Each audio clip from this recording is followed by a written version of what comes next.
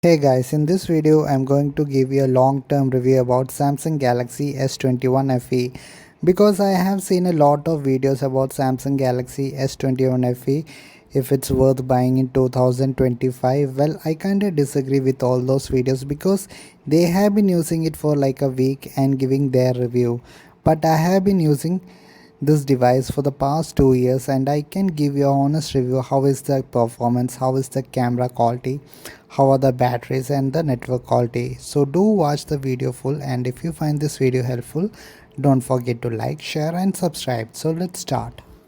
Let's talk about the display quality. To be honest, I'm truly impressed with the display quality because when I compare it with the latest S23FE and S24FE, the bezels on the screen are so thin compared to its successors. It does look like a flagship phone from the front even in 2025, and multimedia experience is also good. But the outer brightness is low compared to today's standards. If I would have to rate it, I would rate it like 9 out of 10. Now about the speaker, it has a dual stereo speakers. Well, the speaker quality is just decent, nothing to brag about. It lacks in depth, but it does the job. For the build quality, while I must say it's a tank, I will tell you why am I referring this phone to a tank. Well, I have dropped it multiple times without back case on a very hard surface. Still the display is intact. I think it's because of the Gorilla Glass Victus protection and the aluminum frame. I have a little scratch on the bottom of, other than that, it's in perfect condition. And call me crazy, but I do wash my S21FE under the tap water.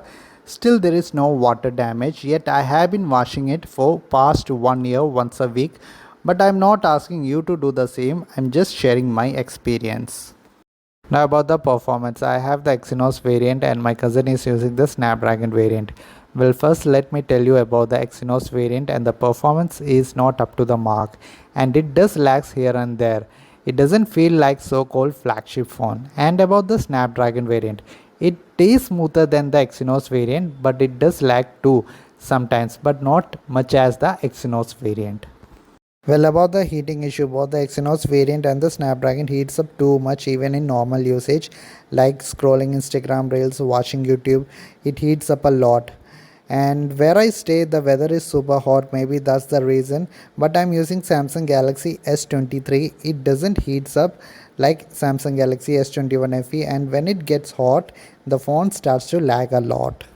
Let's talk about the network quality. I am truly disappointed with the network quality because when I'm using 4G, the internet speed is super low and the 5G is like non-existent because I rarely get 5G network, where as in my other phones I get stable 5G network and 4G speeds are decent too. But the call quality is decent in Samsung Galaxy S21 FE. The problem is with the internet. Now about the battery life, it's not a one day phone, that's for sure. No matter how you use it, you have to charge it 2 times or sometimes 3 times a day.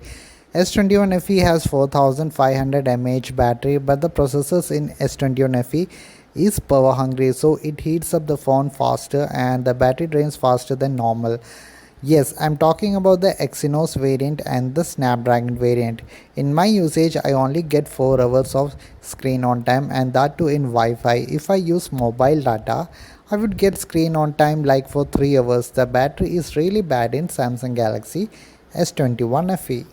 Finally, about the camera. Seriously, the phone used to be a flagship killer in the camera department when it was launched. I was so impressed with the camera quality, but now after all the updates and stuffs, the camera has been poorly downgraded. The telephoto lens is not even usable in indoor lighting conditions, but in daylight it still takes decent pictures outside.